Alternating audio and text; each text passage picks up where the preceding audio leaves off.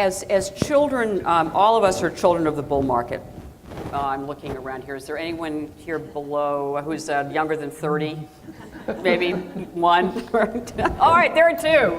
At any rate, you are children of a very different market, especially considering what Bill's describing.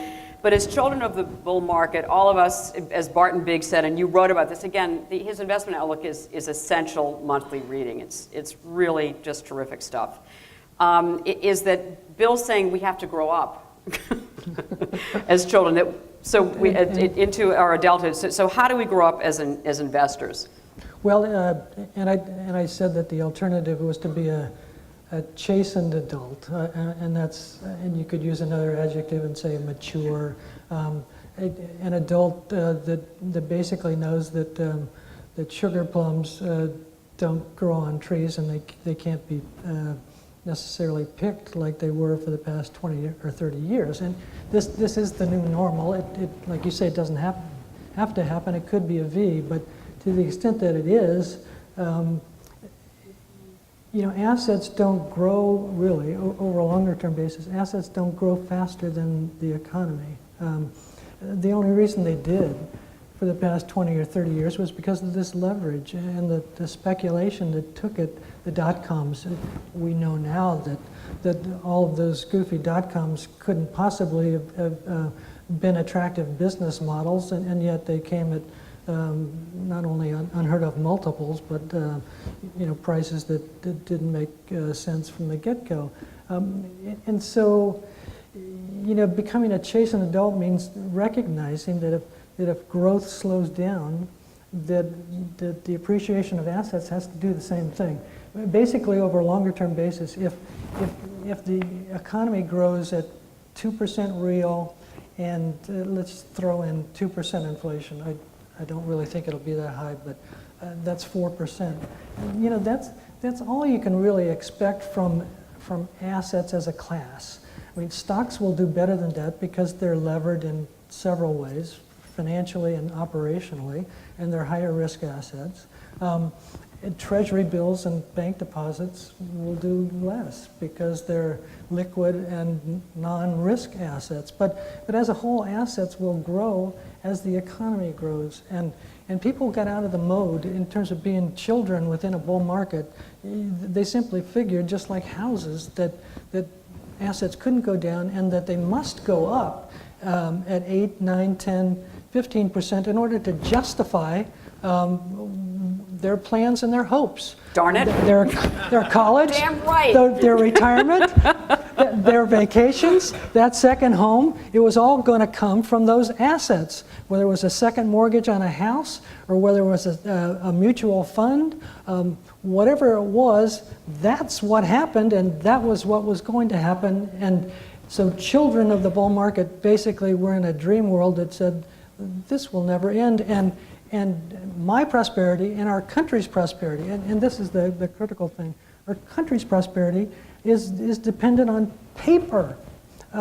It's dependent on the prices of paper going up, the price of homes, the price of stocks, the price of CDOs and CDS and all of the miracle derivatives. As paper went up, our supposed prosperity went up.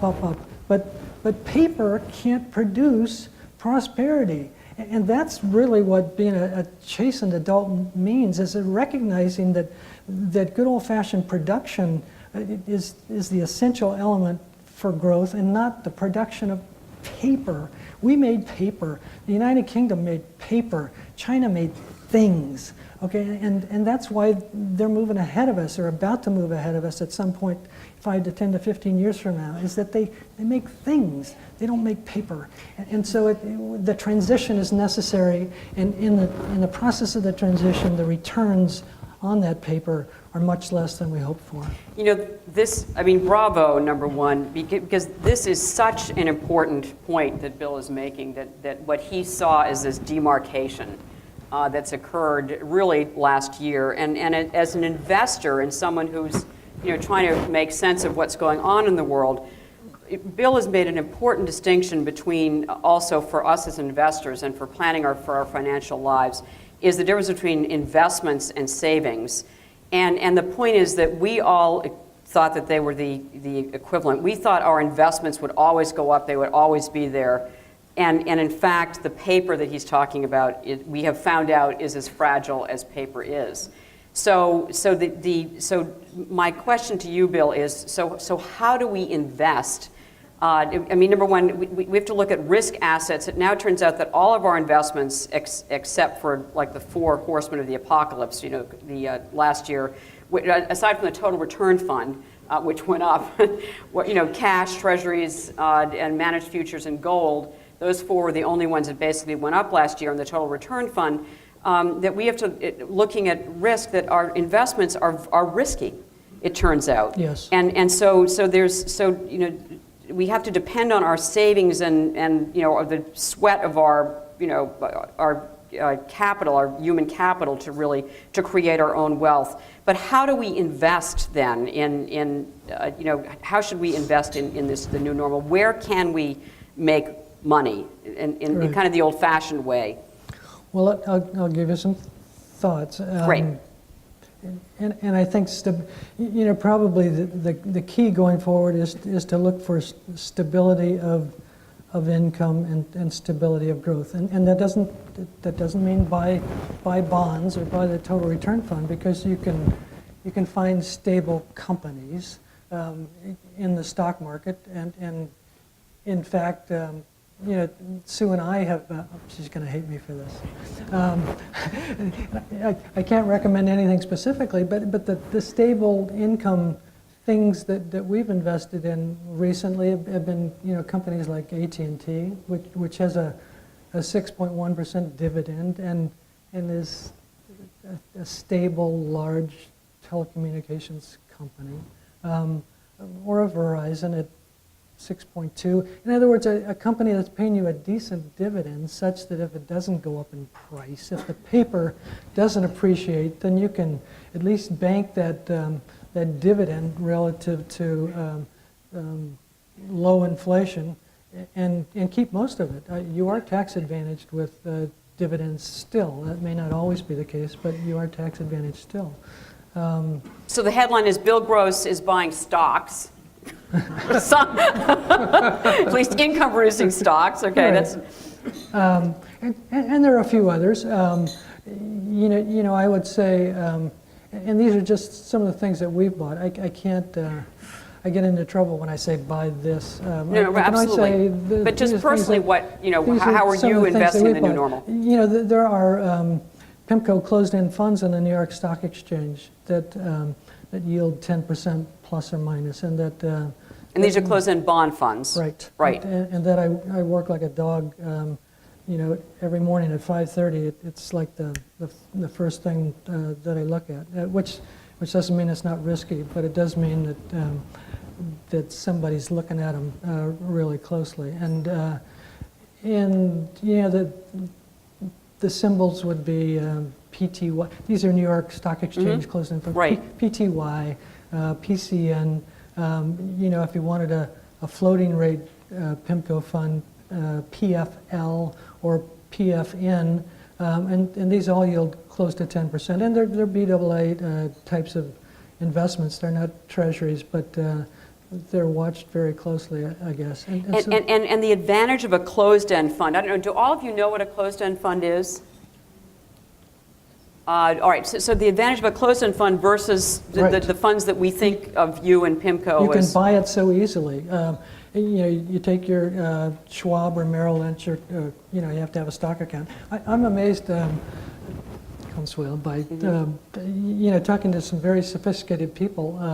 For instance, this weekend on the golf course, and people would come up to me and say, "Bill, what should I do?" And I say, "Well, you've got a stock account, right?" And they shake their heads. It's staggering to me. I say, I'm talking Schwab, you don't have a stock account? And they say, no. I said, well, it's pretty hard to do much other than put it in the bank or buy a house, I guess. So first thing to do is open a Schwab account or another one. Right. Anyway, so assuming that you have a Schwab account, the advantage of a closed-end fund is it only costs you $10. In terms of a ticket or whatever, you don't pay a a 1 or 2 or 3 or 4% commission to PIMCO. That you're buying these funds doesn't do anything for PIMCO. That's already in the book, so to speak. Right. So it's very cheap and very easy. You just call up your broker and say, buy this. It's like buying IBM. And it's done, and you can sell it the next day if for some reason you don't like it. So that's the beauty of these things. The total return fund, not to talk against it. I mean, there's 186 billion in it. Oh, it's 186 now. Yeah, I know. Counting. It goes up by, believe it or not, 300 million a day. It's rather staggering, but it comes with a commission, with an upfront commission, and so. Me to you, I'd prefer not to pay the commission. Well, the harbor bond fund doesn't. You can buy as a no load, which is the equivalent right. as well. But anyway, so I've done the wrong thing. Sue's mad at me, and will you still meet me at the dinner table tonight? Maybe. You see the problem? I should go on, but there's a donut store in Corona Del Mar. It's called Rose's Donuts, and it's the nicest couple, a Vietnamese couple, and I told them like 14 months ago to buy PTY, and it was the wrong time, and it went down. And as it was going down and we wanted to go get a donut, I said, we can't go get a donut. Oh, it's so terrible. Terrible. And so if only to buy donuts, don't buy those things. Right, you have to send us a surrogate in or someone to buy your donuts now. Emerging markets, PIMCO really was one of the first to, Mohammed Al-Arian, you're now the CEO of PIMCO, you're co-CIO. PIMCO was one of the first to really get involved in the emerging markets, years and years and years ago. And so are emerging markets the one exception to this new normal rule? Is that where we're going to see they are. The growth? They are. Yeah. Because the human spirit, moves in the direction of growth. That's how children grow. They grow up, and countries do as well. And growth is, very much an element of the human spirit. And there will be countries that do better than countries such as the United States or the United Kingdom that are burdened with too much debt and too much leverage.